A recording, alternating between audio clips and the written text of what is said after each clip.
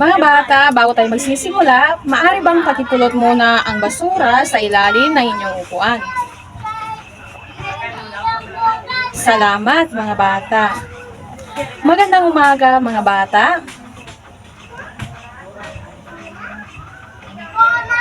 Mukhang masisigla ang aking mga anak ngayon. At dahil dyan, alam niyo ba ang kantang Kung Ikaw Ay Masaya Tumawag Ka? Magaling! Ako muna ang mauuna, tapos tayo lahat. 1, 2, 3. Kung ikaw ay masaya, tumawag ka, ha ha! Ngayon, tayo naman ang sabay. Handa na ba ang lahat? Okay, magaling.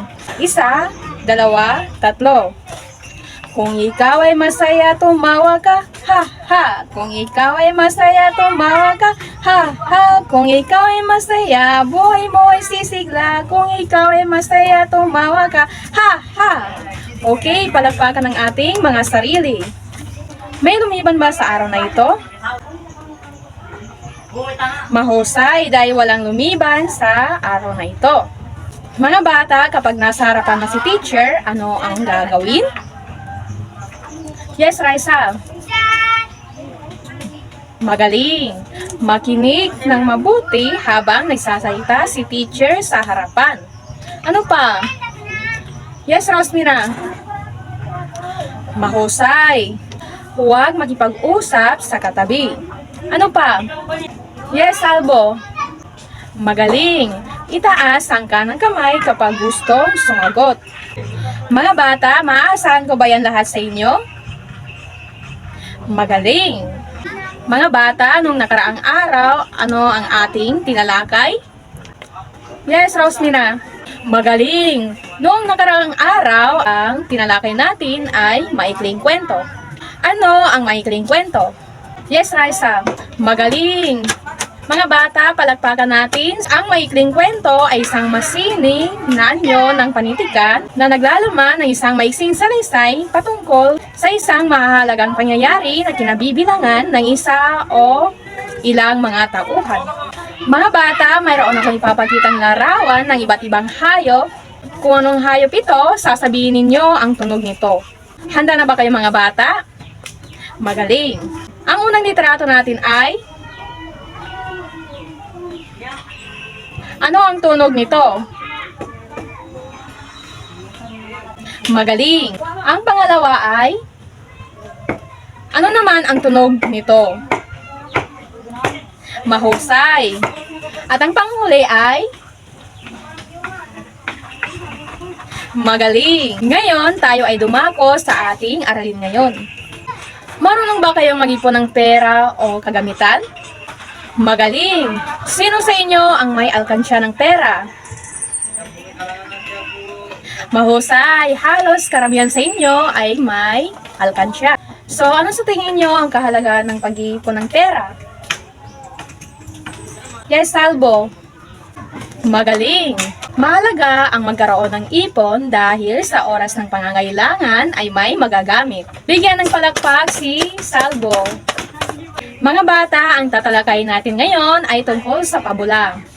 Ang pabula ay karaniwang kwento kung saan ang mga hayop ang gumaganap at ang mga hayop na ito ay kumikilos at nagsasalita na tulad ng mga tao. Madalas na inilalarawan ng pabula ang dalawang hayop na may magkaibang ugali at nagwawakas ang kwento na nagwawagi ang mga mabuting ugali at nagiiwan ito ng aral sa mga mangbabasa at tagapakinig. Ngayon, meron akong ikukwento sa inyo. Ang pamagat nito ay si Langgam at si Tipaklong. Makinig ng mabuti mga bata dahil mamaya pagkatapos ng kwento ay magkakaroon tayo ng aktibidad. Handa na ba kayo? Magaling! Ngayon, babasahin na natin ang ating kwento. Ang kwentong ito ay si Langgam at si Tipaklong. Isang araw, maganda ang sikat ng araw. Abalang-abala ang lahat, lalo na si Langgam. Sa kabilang banda, may isang Tipaklong na masayang naglalaro. Siya ay paawit-awit pa. Patalon-talon ito sa damuhan. Ilang sandali pa ay nakita niya si Langgam na dadaan at may bitbit na pagkain. Ito ay isang butil ng bigas. Kaibigan, bakit lagi ka gawa ng gawa? Halika at tayo ay maglaro. Napakaganda ng sikat ng araw ngayon. Ang sambit ni Tipaklong kay Langgam.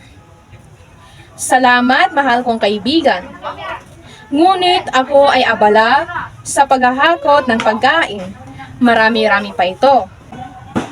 Kailangan ko itong gawin para kapag dumating ang tag-ulan ay hindi ako magugutom at may sapat akong makakain. Ang sagot naman ni Langgam. Nagpatuloy si Langgam sa paghahakot ng mga iba't ibang pagkain. Iniipon niya ito, hakot dito, hakot doon. Kahit pagod na siya, di siya tumigil. Habang si Tipaklong ay nagpatuloy sa ginagawa niya. Pakanta-kanta pa rin ito, nagsasaya habang abala ang lahat. Masaya siya sa ginagawa niya. Hindi niya iniisip ang darating na tag-gutom. Lumipas ang mga araw, ganon pa rin ang ginagawa ni Langgam. Ipon ng ipon ng pagkain, hindi rin nagbago si Tipaklong. Palaro-laro ito sa damuhan. Lundag ng lundag, sayaw ng sayaw. Hindi niya pinapakinggan si Langgam. Ilang buwan pa ang lumipas at dumating ang tag-ulan. Malakas ang hangin, malakas ang ulan, kidlat at kulog. Maraming nasirang halaman at puno. Inano dito ng baha. Mataas na ang tubig, walang mahanap na pagkain sa paligid. Ang bahay ni Tipaklong na halaman ay nasira. Wala siyang pupuntahan. Malamig pa naman. Naisip niya agad ang kanyang kaibigan na si Langgam. Dali-dali itong pupumatok sa pinto ng bahay nito. Kaibigan Langgam, papasukin mo ako. Ako ay gutom na at walang masisilungan.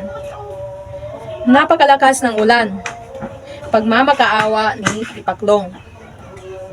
Agad na binuksan ni Langgam ang pinto, pinapasok niya si Tipaklong sa bahay niya. Halika kaibigan, pumasok ka at kumain, ang sabi ng mabait na Langgam. Salamat kaibigan, pasensya ka na sa abala, hiyang-hiyang sagot ni Tipaklong. Ngayon, alam ko na kung bakit kailangan mag-ipon ng pagkain kapag maganda ang sikat ng araw at pagdating ng tag-ulan ay may kakainin ako. Ang pagsasamo ni Tipaklong kay Langgam. Ngumiti na lamang si Langgam. Mula noon ay nag-ipon na ng pagkain si Tipaklong kagaya ni Langgam. Wala siyang inagsayang panahon para may kakainin siya pagdating ng tag-ulan. Tinularan niya ang kaibigan niyang Langgam. Wakas. At doon na nagtapos ang kanilang kwento. Alam niyo ba mga bata kung ano ang aral sa kwentong iyon? Mga bata, ang aral sa kwentong iyon ay hindi dapat sayangin ang mapagkukunan ngayon. Dapat din mag-ipon para sa kinabukasan. Naintindihan ba ang napakinggang pabula mga bata? Magaling! Ngayon, mayroon tayong aktibidad. Para sa inyong gawain, hatiin ko kayo sa 2 grupo at magbibigay ako ng activity sheets at doon kayo sasagot sa loob ng 5 minuto. Ang panuto, gumawa ng Venn diagram at ilarawan ang pagkakaiba at pagkakahalintulad ni Langgam at Tipaklong. Tapos na ba kayo mga bata? Magaling! Muli, ating susubukan ang inyong natutunan sa napakinggang pabula.